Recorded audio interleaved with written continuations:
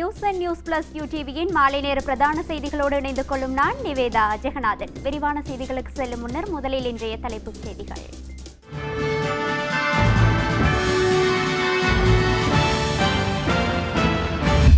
மருந்து பொருட்கள் வீடுகளுக்கே வந்து சேரும். இணையதளத்தில் கொள்வனவு செய்ய விசேட செயல் திட்டம். வீணாக சுற்றித் திரிய வேண்டாம் என போலீசார் தொடர்ந்தும் எச்சரிக்கை. பரவப்பத்தானையில் 23 பள்ளிகளுக்கு மறு அறிவித்தல் வரை பூட்டு. இதனால நாங்க சகல பள்ளிவாசல மறு அறிவித்தல் வர வரைக்கும் எல்லா பள்ளியிலும் வாங்க சொல்லுங்க, ஏற்றலாம் பண்ணுவீங்க. ஜும்மா தொழுகைக்கு அனுமதி வழங்கிய பள்ளி நிர்வாகம் அதிரடியாக மாற்றும். அடுலுகம பிரதேசத்தில் 20க்கும் மேற்பட்டோர் தனிமைப்படுத்தப்பட்டனர். வல்லரசு நாடுகளை நடுங்க வைக்கும் கொரோனா.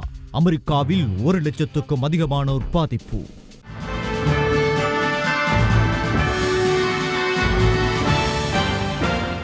இனி விரிவான செய்திகள். ஊரடங்கு சட்ட விதிமுறைகளை கடுமையாக நடைமுறைப்படுத்துமாறு ஜனாதிபதி கோட்டாபய ராஜபக்ச தெரிவித்துள்ளார். இதேவேளை கொரோனா வைரஸ் பரவலை கட்டுப்படுத்த பிறப்பிக்கப்பட்டுள்ள ஊரடங்கு காலப்பகுதியில் அதனை மீறிய 5386 பேர் கைது செய்யப்பட்டுள்ளனர். கொரோனா வைரஸ் பரவலை கருத்தில் கொண்டு மிகவும் அபாய பிரதேசங்களாக அடையாளம் காணப்பட்டுள்ள யாழ்ப்பாணம், கொழும்பு, களுத்துறை மற்றும் கம்பஹா மாவட்டங்களில் அமுலில் உள்ள ஊரடங்கு சட்டம் மறு அறிவித்தல் வரும் வரை தொடர்ந்தும் நடைமுறையில் இருக்கும் என அறிவிக்கப்பட்டுள்ளது. ஏனைய மாவட்டங்களில் ஊரடங்கு சட்டம் மார்ச் 30 திங்கட்கிழமை காலை 6 மணிக்கு நீக்கப்பட்டு அன்றைய தினம் பிற்பகல் 2 மணிக்கு மீண்டும் அமுல்படுத்தப்பட உள்ளது. இதனிடையே ஊரடங்கு சட்டம் அமுல்படுத்தப்பட்டுள்ள காலப்பகுதியில் அத்தியாவசிய பொருட்களை வீடுகளுக்கு அனுப்புவதற்கான பணிகளை அதற்காக நியமிக்கப்பட்டுள்ள செயலணி முன்னெடுத்து வருவதாக அரசாங்கம் அறிவித்துள்ளது. எனவே ஊரடங்கு சட்டம் அமலில் உள்ள காலப்பகுதியில் வெளியே செல்ல வேண்டாம் எனவும் அனுமதி வழங்கப்பட்ட வாகனங்கள் மாத்திரமே இந்த காலப்பகுதியில் பயணிக்க முடியும் எனவும் அரசாங்கம் பொதுமக்களுக்கு அறிவித்துள்ளது. ஊரடங்கு காலத்தின் போது வழங்கப்பட்ட சில சலுகைகளை பொதுமக்கள் துஷ்பிரயோகம் செய்ததை அடுத்து போலீசாருக்கும் முப்படையினருக்கும் ஊரடங்கு சட்ட விதிமுறைகளை கடுமையாக நடைமுறைப்படுத்துமாறு ஜனாதிபதி கோட்டாபய ராஜபக்ஷ வேண்டுகோள் விடுத்துள்ளார். இதனைத் தொடர்ந்து நாடளாவிய ரீதியில் வீதி சோதனைகளை அதிகரித்து போலீசாரும் ராணுவமும் வீதிகளில் செல்லும் மக்களை சோதனைக்குட்படுத்தி வருகின்றனர்.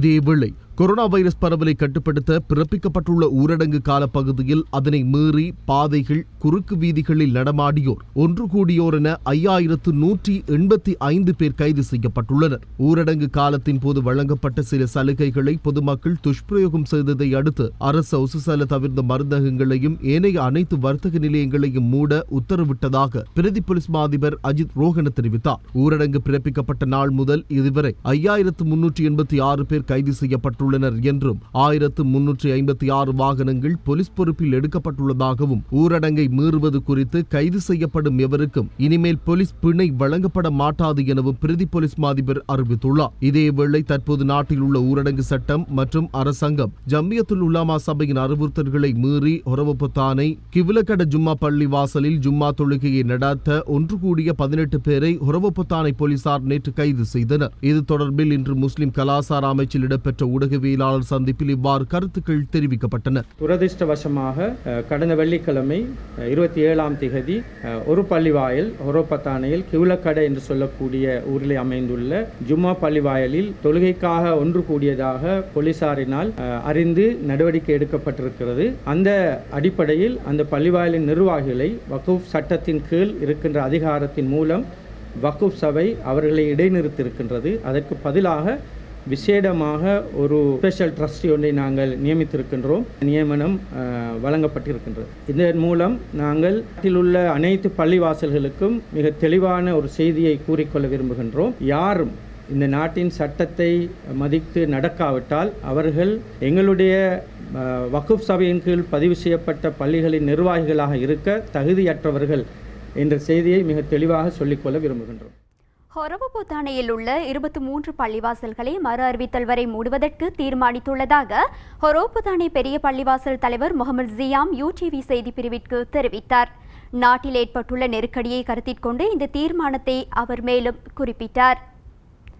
ஹொரவபொத்தானையில் நேற்று நடந்த சம்பவத்தை வச்சு சொல்ல போனா என்னென்றா, நேற்று இதுக்கு முதல் வந்து ஜெமியா அறிவிச்சது சகல பள்ளிவாசல் எழுத்து மூலம். அதே வந்து ஹொரோபத்தான பள்ளியிலே நாங்க சகல பேசிமாம்களுக்கு சகல பள்ளி தருவதற்கும் தொலைபேசி மூலம் அறிவித்தல் கொடுத்திருந்தோம்.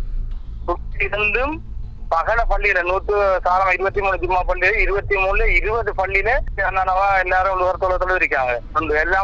எல்லாம் வந்து ஹொரோபத்தான அந்த கியூலக்கடன பள்ளியில மட்டும் 80-90 பேருக்கு மேல ஒன்று சேர்ந்திருக்காங்க.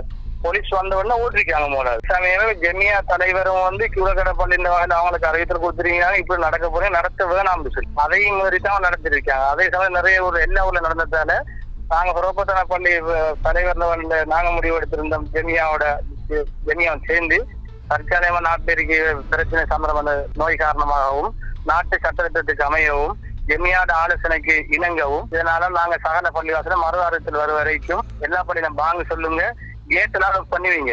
பள்ளியில பேசிமாவும் மூவாத்தினம் இருக்கட்டும், மற்றபடிக்கு எல்லாம் லோக் பண்ணுவீங்க. அந்தந்த மகல்லா வாக்கள் எல்லாம் வீட்டுல சொல்லுங்க. சகல ஒளிபெருக்கியல்லையும் அறிவிச்சிருக்கிறோம். ஊரடங்கு சட்ட காலப்பகுதியில் அரசாங்க மருந்தகங்கள் தவிர்ந்த ஏனைய சகல தனியார் மருந்தகங்களையும் மூடிவிடுமாறு நேற்று போலீசார் உத்தரவிட்டனர். இந்த நிலையில் நாட்டில் உள்ள பல அரசு மருந்தகங்கள் இன்று மூடப்பட்டிருந்ததால் மக்கள் பெரும் அசௌகரியங்களை எதிர்கொண்டதை எம்மால் அவதானிக்க முடிந்தது. அரசாங்க மருந்தகங்கள் தவிர்ந்த ஏனைய அனைத்து மருந்தகங்களையும் ஊரடங்கு சட்டம் அமுலில் இருக்கும் நேரத்தில் மூடிவிடுமாறு நேற்று போலீஸ் மா அதிபர் உத்தரவிட்டார். அத்துடன் அனைத்து வர்த்தக நிலையங்களையும் மூடுமாறும் ஆலோசனை வழங்கப்பட்டுள்ளதாக பிரதி போலீஸ் மா அதிபர் அஜித் ரோஹன தெரிவித்தார். பொதுமக்களின் வசதிக்காக அரசாங்கம் சில நடவடிக்கைகளை எடுத்த போதிலும் அவை முறையற்ற வகையில் பயன்படுத்தப்படுவதாக பிரதி போலீஸ் மா அதிபர் அஜித் ரோஹன சுட்டிக்காட்டினர். මේ ජනතාවගේ අවිනීත හැසිරීම මෙම නිරෝධායන ක්‍රියාවලිය ප්‍රවත්වාගෙන යාමට ඒ වගේම මෙම රෝගයේ පැතිරීම වළක්වාගෙන යාමට ඉතා දැඩි ලෙස බලපා තිබෙනවා. இந்நிலையில் நாட்டில் உள்ள பெரும்பாலான அரச மருந்தகங்கள் இன்று மூடப்பட்டிருந்ததாக எமது பிராந்திய செய்தியாளர்கள் தெரிவித்தனர்.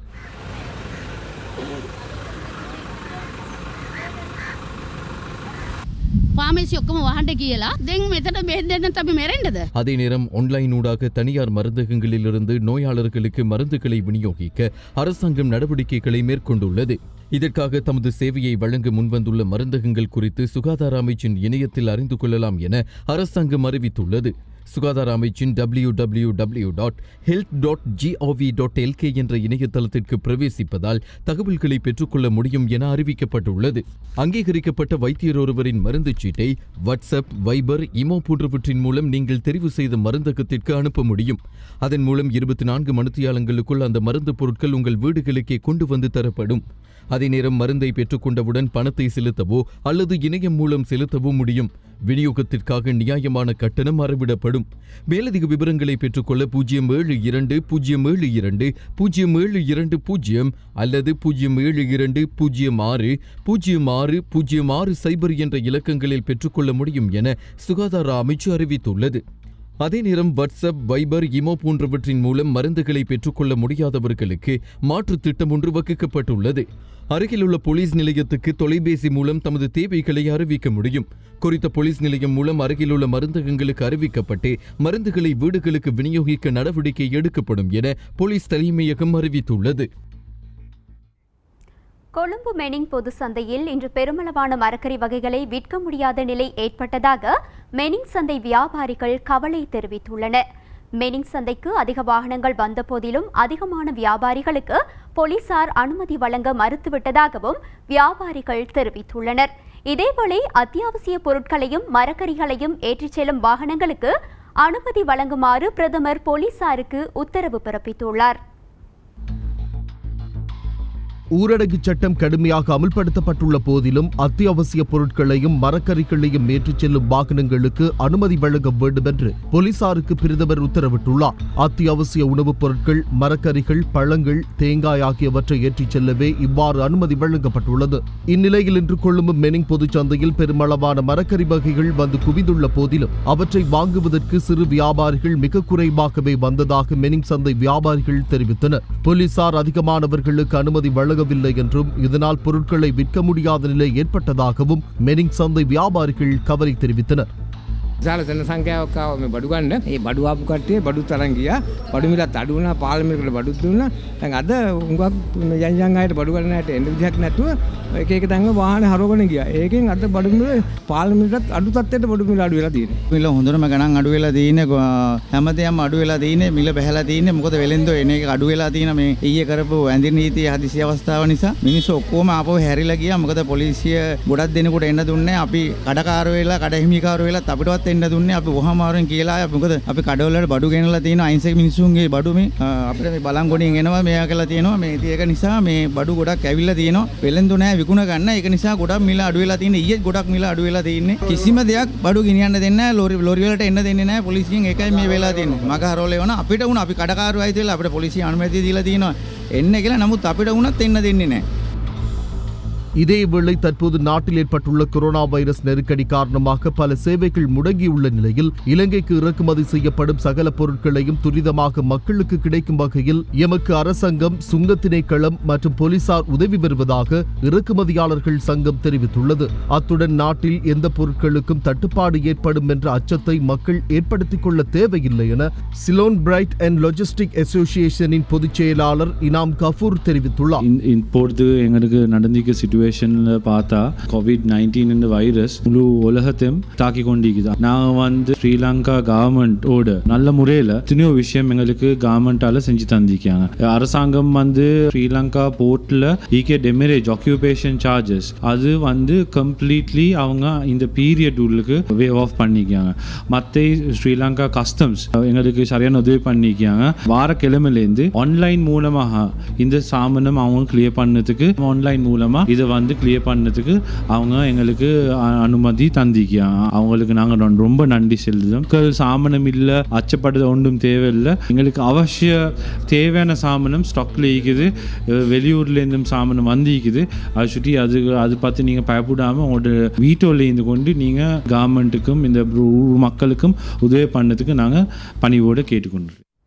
கடந்த 18 நாட்களில் இலங்கையில் கோவிட்-19 வைரஸ் தொற்றினால் பாதிக்கப்பட்டவர்களின் எண்ணிக்கை 110 உயர்வடைந்துள்ளது. இதேவேளை கோவிட் தொற்றினால் பாதிக்கப்பட்டவர்களில் 9 பேர் பூரணமாக குணமடைந்துள்ளனர். இன்று மாலை 4 மணி வரையிலான தரவுகளின்படி 110 பேர் கோவிட் தொற்றினால் பாதிக்கப்பட்டிருந்ததாக தேசிய தொற்றுநோய் விஞ்ஞான பிரிவு அறிவித்துள்ளது. இதுவரை 101 பேர் கொரோனா தொற்றுக்கு இலக்காகி வைத்தியசாலைகளில் சிகிச்சை பெற்று வருகின்றனர்.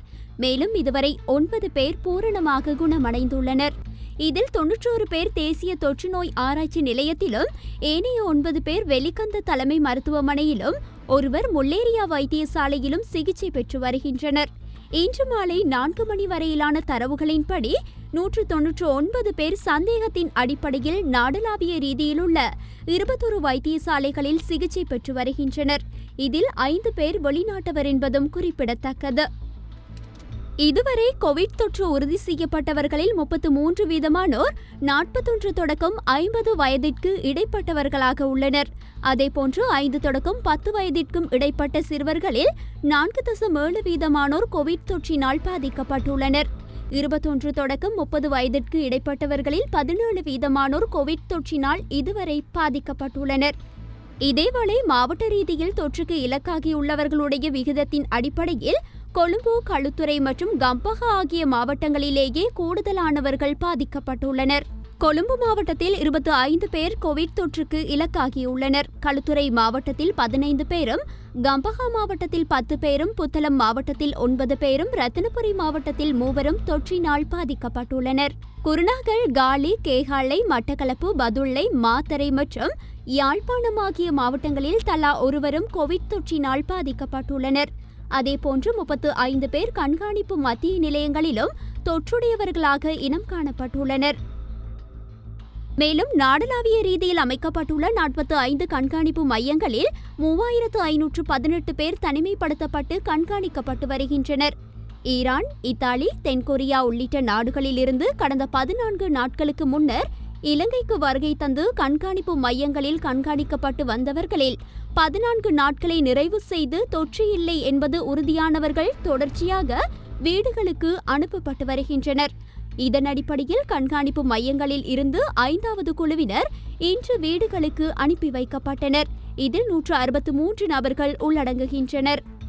கல்கந்த கண்காணிப்பு மையத்திலிருந்து 60 பேரும்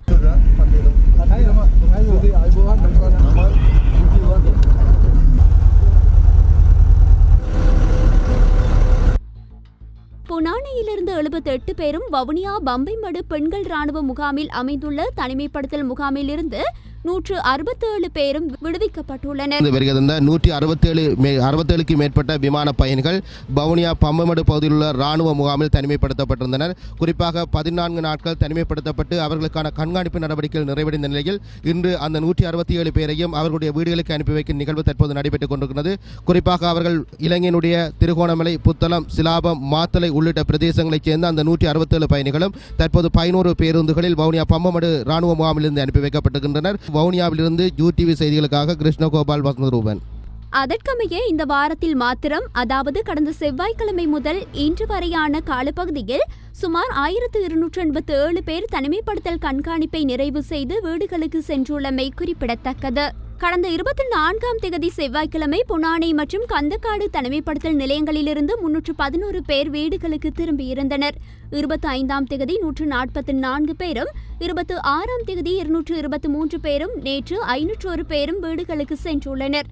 எவ்வாறாயினும் வீடுகளுக்கு திரும்பியவர்கள் தொடர்ந்தும் உரிய சுகாதார ஆலோசனைகளை பின்பற்றுவதோடு மிகுந்த அவதானத்துடன் செயற்பட வேண்டும் என்று அறிவுறுத்தப்பட்டுள்ளனர். நாங்கள் 13ஆம் தேதி இத்தாலியிலிருந்து இங்கே வருகை இருந்துள்ளோம். எங்களுக்கு வைரஸ் என்ற இருக்கிறதா எல்லாருக்கும் இத்தாலியிலிருந்து வந்த ஆட்களுக்கு அவ்வளோ பேருக்கும் ஒரு கண்ட்ரோல் பண்ணியிருக்கிறார்கள். எங்களுக்கு அங்கே இங்கே ஒன்றும் இல்லை என்று ஒரு சர்டிஃபிகேட் தந்திருக்கிறார்கள்.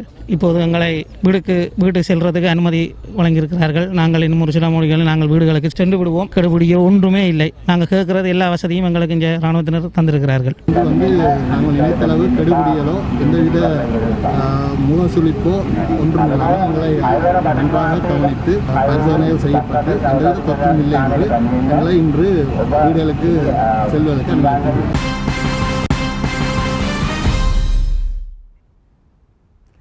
பண்டாரகம அட்டுலுகமையில் என்னதான் நடக்கிறது? அட்டுலுகமையில் ஒரு கொரோனா நோயாளர் அடையாளம் காணப்பட்ட பின்னர் முழு ஊரும் முடக்கப்பட்டு போலீஸ் மற்றும் இராணுவ பாதுகாப்பு பலப்படுத்தப்பட்டு கண்காணிப்பு மேற்கொள்ளப்பட்டது. கொரோனா தொற்றுக்கு உள்ளானவர் பலருடன் நெருங்கி பழகியதால் இந்த ஊர் தனிமைப்படுத்தப்பட்டுள்ளது. அங்கு என்னதான் நடக்கின்றது என்பதை பார்ப்போம்.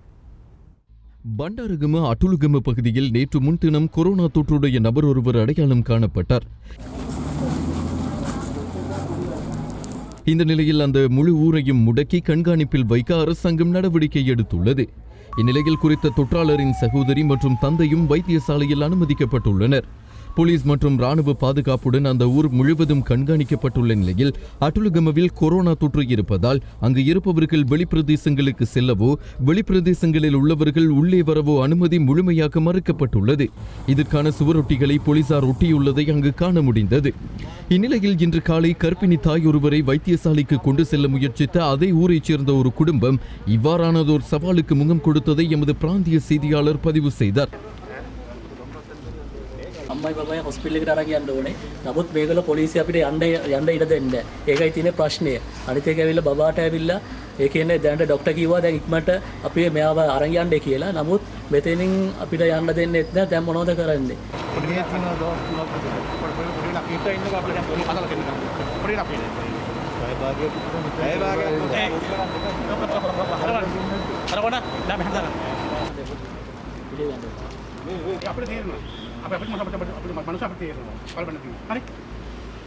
ஆனால் இவ்வாறான கருத்து பரிமாறல்களின் பின்னர் அந்த குடும்பத்தை வைத்தியசாலைக்கு செல்ல போலீசார் அனுமதி வழங்கினர். இதேவேளை பண்டாரகமோ அட்டுலுகம பிரதேசத்தை சேர்ந்த 20 பேர் கொரோனா தொற்று ஏற்பட்டிருக்கக்கூடும் என்ற சந்தேகத்தின் பேரில் இன்று மருத்துவ கண்காணிப்பிற்கு உட்படுத்தப்பட்டுள்ளனர். பண்டாரகமோ அழுத்கம சர்வோதய உயர்கல்வி நிறுவன கட்டிடத்தில் அமைக்கப்பட்டிருக்கும் கண்காணிப்பு நிலையத்திற்கு இவர்கள் அழைத்து செல்லப்பட்டுள்ளனர். அட்டுலுகம பிரதேசத்தில் கடந்த 26ஆம் தேதி இனம் காணப்பட்ட கொரோனா வைரஸ் தொற்றுடையவருடன் நெருங்கி பழகியவர்களே அடையாளம் காணப்பட்டு இவ்வாறு மருத்துவ கண்காணிப்பிற்கு உட்படுத்தப்பட்டுள்ளனர். இதேவேளை அட்டுலுகம பிரதேசத்தில் இருந்து ககவத்த பிரதேசத்திற்கு சென்ற 10 பேர் அவர்களின் வீடுகளில் சுய கண்காணிப்பில் ஈடுபடுத்தப்பட்டுள்ளதாக சபரகமுவ பிரதேச மருத்துவ அதிகாரிகள் அலுவலகம் தெரிவித்துள்ளது. நீர்கொழும்பு சிறைச்சாலையில் தடுத்து வைக்கப்பட்டிருந்த சிறு குற்றங்களை புரிந்த 56 கைதிகள் இன்று விடுதலை செய்யப்பட்டனர். சிறைச்சாலைக்குள் கொரோனாவை கட்டுப்படுத்தும் வகையில் இந்த கைதிகள் விடுதலை செய்யப்பட்டுள்ளதாக நீர்கொழும்பு சிறைச்சாலை அதிகாரி தெரிவித்தார். சிறைச்சாலை ஆணையாளரின் வழிகாட்டலின் கீழ் நீர்கொழும்பு பிரதான மேஜிஸ்ட்ரேட் ரஜீந்திரா ஜெயசூரியவின் உத்தரவுக்கமைய இந்த வாரத்தில் மொத்தமாக 170 கைதிகள் இவ்வாறு விடுதலை செய்யப்பட்டுள்ளதாக நீர்கொழும்பு சிறைச்சாலை அதிகாரி RWUDA சம்பாவோ தெரிவித்தார். பிணை வழங்கப்பட்டு பிணையில் செல்ல வசதியில்லாத கைதிகள், பிணை வழங்க தகுதியுள்ள கைதிகள் இவ்வாறு விடுதலை செய்யப்பட்டுள்ளனர். சிறைச்சாலை ஆணையாளரின் வழிகாட்டலின் கீழ் 9 பிரதேசங்களைச் சேர்ந்த நீதவான்களால் எடுக்கப்பட்ட தீர்மானத்தின்படி நீர்கொழும்பு பிரதான மேஜிஸ்ட்ரேட் ரஜீந்திரா ஜெயசூரியவின் உத்தரவுக்கமைய இந்த வாரத்தில் மொத்தமாக 170 கைதிகள் இவ்வாறு விடுதலை செய்யப்பட்டுள்ளதாக நீர்கொழும்பு சிறைச்சாலை அதிகாரி RWUDA சம்பாவோ தெரிவித்தார். இதன் காரணமாக சிறைச்சாலையில் கைதிகளின் எண்ணிக்கை 1600 வரை குறைந்துள்ளதாகவும் கொரோனா தொற்றிலிருந்து பாதுகாப்பு அளிப்பதற்கு இது வழிவகுக்கும் எனவும் சிறைச்சாலை அதிகாரி தெரிவித்தார். ගරු අග්‍රාමාත්‍යතුමාගේ එම රජයේ වැඩපිළිවෙලක් තියෙනවා කොරෝනා වෛරසය දිවෙනින් සම්පූර්ණයෙන් අතුගා. நாட்டின் பல பாகங்களிலும் இன்று கொரோனா வைரஸை கட்டுப்படுத்தும் முகமாக தொற்று நீக்கி மருந்துகள் தெளிக்கப்பட்டு சுத்தப்படுத்தும் பணிகள் முன்னெடுக்கப்பட்டன. கல்முனை மாநகர சபையினால் கல்முனை பொது பேருந்து தரிப்பிடம் ஐக்கிய சதுக்கம் உட்பட பல பகுதிகளை விசேட அதிரடி படையினரும் போலீசாரும் இணைந்து சுத்தப்படுத்தியிருந்தனர். கிருமி தொற்று நீக்கி விசிறி கழுவும் பணிகளும் இங்கு முன்னெடுக்கப்பட்டன. மேலும் கல்முனை மாநகர முதல்வர் AM ரகீஃபின் தலைமையில் பொதுமக்கள் ஒத்துழைப்பு வழங்க வேண்டும் என்பதற்காக மாநகர சபையில் கொரோனா வைரஸ் தகவல் மத்திய நிலையம் ஒன்றும் அமைக்கப்பட்டுள்ளது. நோர்வுட் பிரதேச சபை தலைவர் KK ரவியின் ஏற்பாட்டில் COVID-19 வைரஸ் பரவுவதனை கட்டுப்படுத்த இன்று நோர்வுட் பிரதேச சபைக்குட்பட்ட சுமார் 105 தோட்ட பிரிவுகளில் கிருமி தொற்று நீக்கி பயன்படுத்தப்பட்டன. தோட்ட நிர்வாகத்துடன் இணைந்து முன்னெடுக்கப்பட்ட இந்த வேலை திட்டத்திற்கு தோட்ட நலன்புரி உத்தியோகஸ்தர்களும் இளைஞர்களும் ஆதரவு வழங்கியிருந்தனர். வாழைச்சேனை மீன்பிடி துறைமுக வளாகம், அதன் சுற்றுச்சூழல் பகுதிகள் விசேட அதிரடி படையினரின் ஏற்பாட்டில் சுத்தம் செய்யப்பட்டன. வைரஸ் தொற்றிலிருந்து பாதுகாப்பதற்காக கிருமிநாசினிகளும் அங்கு விசிறப்பட்டன. இதற்காக ஒத்துழைப்பை வாழைச்சேனை சுகாதார வைத்திய அதிகாரி அலுவலகம், கோரளைப்பற்று மற்றும் மேற்கு ஆகிய 2 பிரதேச சபை அதிகாரிகளும் வாழைச்சேனை போலீசாரும் இணைந்து வழங்கியிருந்தனர். பருத்தித்துறை ஆதார வைத்தியசாலை மற்றும் பருத்தித்துறை நகரம், புலோலி ஆகிய பகுதிகளில் இன்று காலை முதல் கிருமி தொற்று நீக்கும் மருந்து விசிறும் பணி முன்னெடுக்கப்பட்டிருந்தது. பருத்தித்துறை பிரதேச செயலகம் மற்றும் நகராட்சி மன்றம் என்பவற்றுடன் இணைந்து பருத்தித்துறை காவல்துறையினர் இந்த பணியினை முன்னெடுத்திருந்தனர். மண்முனை தென்னருவில் பற்று பிரதேச சபைக்குட்பட்ட கிராமங்களில் உள்ள முச்சக்கர வண்டி சங்கங்களில் சுமார் 1000 முச்சக்கர வண்டிகளுக்கு கிருமி தொற்று நீக்கம் செய்யப்பட்டது. மண்முனை தென்னருவில் பற்று பிரதேச சபை, களுவாஞ்சிக்குடி போலீசார், பொது சுகாதார வைத்திய பிரிவு, விசேட அதிரடி படையினர் உள்ளிட்ட அனைவரும் ஒன்றிணைந்து கிருமி தொற்று நீக்கும் பணியை முன்னெடுத்திருந்தனர்.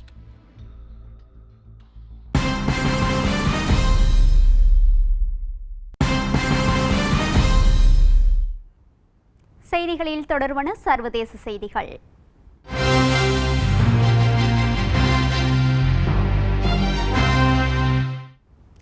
சீனாவின் வுஹான் நகரில் தோன்றிய கொரோனா வைரஸ் இப்போது 199 நாடுகளில் பரவிவிட்டது. உலகளவில் கொரோனா வைரஸால் பாதிக்கப்பட்டோரின் எண்ணிக்கை 6 லட்சத்தை தொட்டுள்ளது. அதேபோல் உயிரிழந்தோர் எண்ணிக்கை 27,441 உயர்ந்துள்ளது. கொரோனா பாதிப்பிலிருந்து 1,33,454 பேர் மீண்டுள்ளனர்.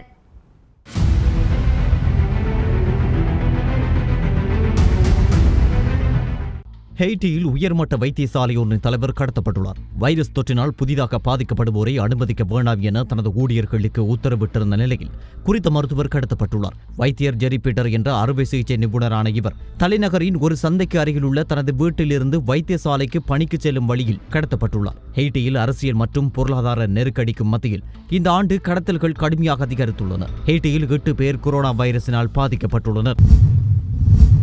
டோக்கியோவில் பொதுமக்களை வீட்டுக்குள் இருக்குமாறு வலியுறுத்தியதை அடுத்து டோக்கியோ மற்றும் மேற்கு ஜப்பானின் ஒசாகா பகுதியில் உள்ள மக்கள் இன்று வீட்டுக்குள்ளேயே முடங்கியிருப்பதாக சர்வதேச ஊடகங்கள் செய்தி வெளியிட்டுள்ளன. அங்கு பொதுமக்களை சுய தனிமைப்படுத்திக் கொள்ளும் நடைமுறை ஏப்ரல் 12ஆம் தேதி வரை நீடிக்கும் என்று தெரிவிக்கப்பட்டுள்ளது. ஜப்பானில் 1499 பேர் பாதிக்கப்பட்டுள்ளதுடன் 49 பேர் உயிரிழந்துள்ளனர். ஜெர்மனியில் கொரோனா வைரஸ் நோயாளிகளின் எண்ணிக்கை 53,340 உயர்ந்துள்ளது. மேலும் பலி எண்ணிக்கை 395 அதிகரித்துள்ளது. கொரோனா வைரஸ் அறிகுறிகள் காணப்படுவதை தொடர்ந்து தன்னை தனிமைப்படுத்துவதாக பிரித்தானியா தலைமை மருத்துவ அதிகாரி கிறிஸ் விட்டி அறிவித்துள்ளார். கொரோனா வைரஸினால் பாதிக்கப்பட்டுள்ள பிரித்தானியா பிரதமர் மற்றும் சுகாதார அமைச்சருடன் கிறிஸ் விட்டி நெருக்கமாக இணைந்து பணியாற்றியிருந்தார். கொரோனா வைரஸ் நெருக்கடியின் பின்னர் அவர் பிரதமருடன் ஒன்றாக செய்தியாளர் மாநாடுகளில் கலந்து கொண்டிருந்தமை குறிப்பிடத்தக்கது. வேகமாக பரவி வரும் கொரோனா வைரஸ் பரவலை கட்டுப்படுத்தும் நடவடிக்கைகளின் ஒரு பகுதியாக துருக்கி அனைத்து துரித ரயில்களையும் உள்நாட்டு விமானங்களையும் நிறுத்தியுள்ளது.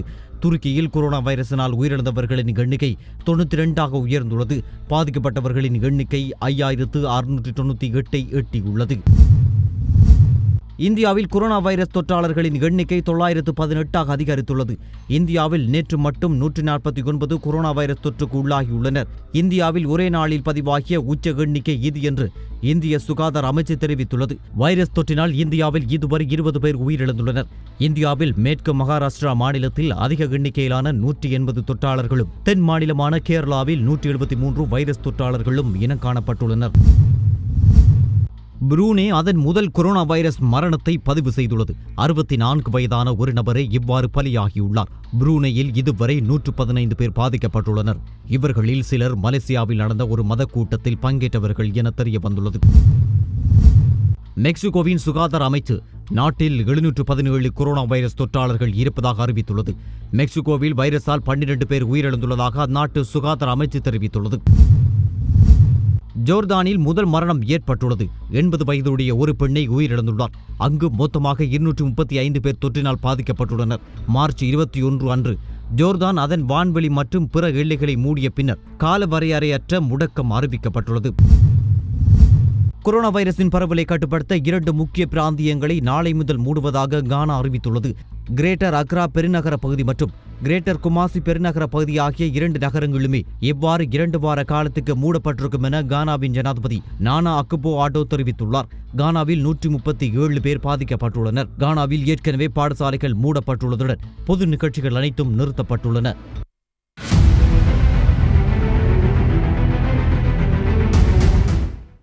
வல்லரசு நாடுகளையும் மிக அதிகமாக கோவிட்-19 தொற்று ஆக்கிரமித்து வருகின்றது. அமெரிக்காவில் இந்த தொற்று உறுதியானவர்களின் எண்ணிக்கை 1,00,000ஐயும் தாண்டியுள்ளது. அதே நேரம் கடந்த 24 மணித்தியாலத்தில் மட்டும் இத்தாலியில் 919 பேரும் ஸ்பெயினில் 769 பேரும் பலியாகியுள்ளனர்.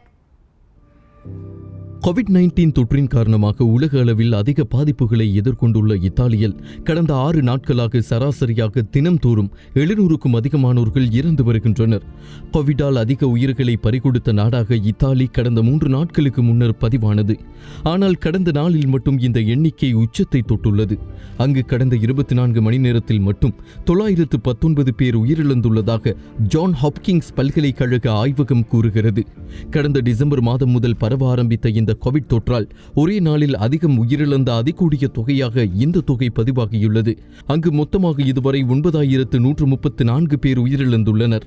அங்கு பாதிக்கப்பட்டவர்களின் எண்ணிக்கையும் நாளுக்கு நாள் 1000க்கும் அதிகமாகவே அதிகரித்து வருகிறது. அங்கு கடந்த 24 மணித்தியாலத்தில் மட்டும் 5,909 பேர் இந்த தொற்றால் பாதிக்கப்பட்டுள்ளமை உறுதியானது.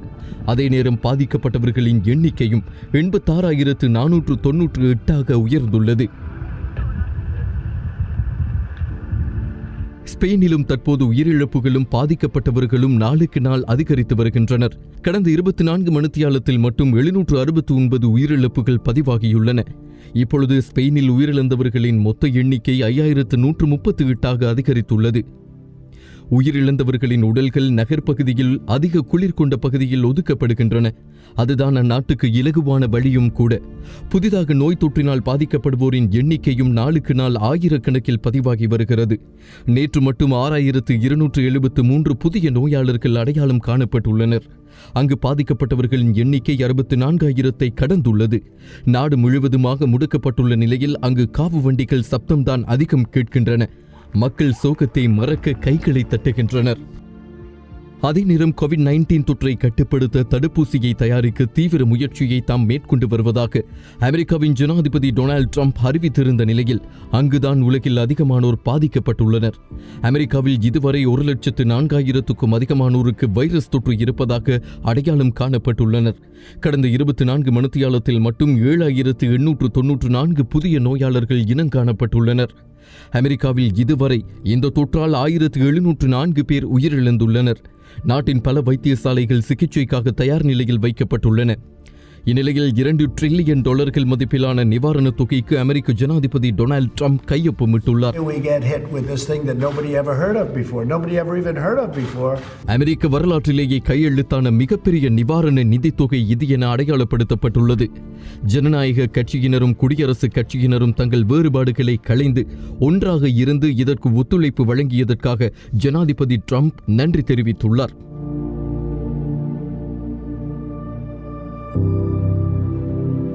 இத்தாலி, ஸ்பெயின், சீனா ஆகிய நாடுகளுக்கு அடுத்து அதிக உயிர்களை பலிகொடுத்துள்ள நாடு ஈரான். மத்திய கிழக்கு நாடுகளில் அதிக பாதிப்புகளை ஈரான் எதிர்கொண்டுள்ளது. கடந்த 24 மணித்தியாலங்களில் மட்டும் 144க்கும் அதிகமானவர்கள் உயிரிழந்துள்ளனர். உயிரிழந்தவர்களின் மொத்த எண்ணிக்கையும் இப்பொழுது 2378 அதிகரித்துள்ளது. அங்கு பாதிக்கப்பட்டவர்களின் எண்ணிக்கையும் அதிகரித்து வருகின்றன. நேற்று மட்டும் 2926 புதிய நோயாளர்கள் அடையாளம் காணப்பட்டுள்ள நிலையில் தொற்று உறுதியானவர்களின் எண்ணிக்கையும் 32,332 அதிகரித்துள்ளது. இந்த வீடியோவில் நீங்கள் பார்க்கின்ற வைத்தியர் தனது உடல்நிலை மோசமாக உள்ளது என சமூக வலைதளங்களில் வீடியோ பதிவொன்றை வெளியிட்டார். இந்த வீடியோவை வெளியிட்டு 2 நாட்களில் வஹ்தி வாஜி என்ற இந்த மருத்துவர் உயிரிழந்து விட்டதாக சர்வதேச ஊடகங்கள் செய்தி வெளியிட்டுள்ளன. இங்கு உண்மையான தகவல்களை அறிந்து கொள்வது கடினமாக இருப்பதாகவும் சுகாதார குறைபாடுகள் அதிகம் இருப்பதாகவும் வைத்தியர்கள் விமர்சிக்கின்றனர்.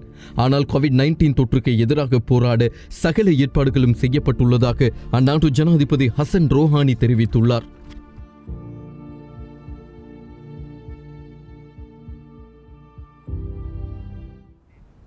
இது அதிலிருந்து கொரோனா பலியெடுத்த உறவை வழியனுப்பி வைக்க 2 பேர் மட்டும் கலந்து கொண்ட செய்தி சமூக விலகலுக்கான தேவையை உரத்து சொல்லுகின்றது.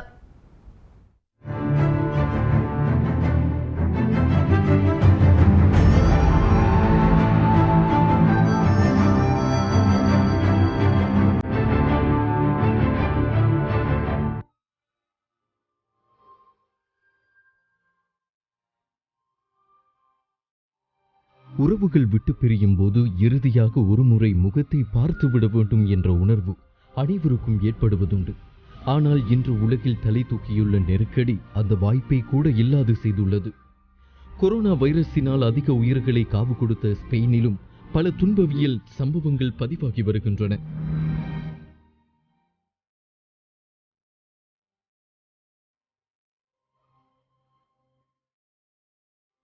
இதில் தமது உறவின் இறுதிச் சடங்கில் 2 மட்டும் கலந்து கொண்ட சம்பவம் மிக முக்கியமானது. ஒவ்வொரு நாட்களும் நரகமாக நீடித்து வரும் நிலையில்தான் உறவை வழி அனுப்பி வைக்க இறுதிச் சடங்கில் 2 மட்டும் கலந்து கொண்ட செய்தி சமூக விலகலுக்கான தேவையை உரத்துச் சொல்கிறது. அனைத்து நாடுகளும் சமூக விலகை வலியுறுத்துகின்றன. வீடுகளில் தனித்திருக்குமாறு அறிவுறுத்துகின்றன. நாம் அலட்சியமாக செயற்பட்டால் எமது உறவுகளுக்கும் இந்த நிலை வந்துவிடக்கூடும் என்பதால் தான் அதிகாரிகள் தொடர்ந்து சமூக இடைவிலகலை வலியுறுத்துகின்றனர். வீடுகளில் தனித்திருப்பதும் சமூக விலகலை வலியுறுத்துவதும் இன்றைய காலத்தின் தேவையாகியுள்ளது. 2 பேர் மட்டும் கலந்து கொண்ட இந்த இறுதிச் சடங்கு உலக மக்களுக்கு சமூக விலகலுக்கான அவசியத்தை மீண்டும் சாட்சியாக பதிவு செய்துள்ளது.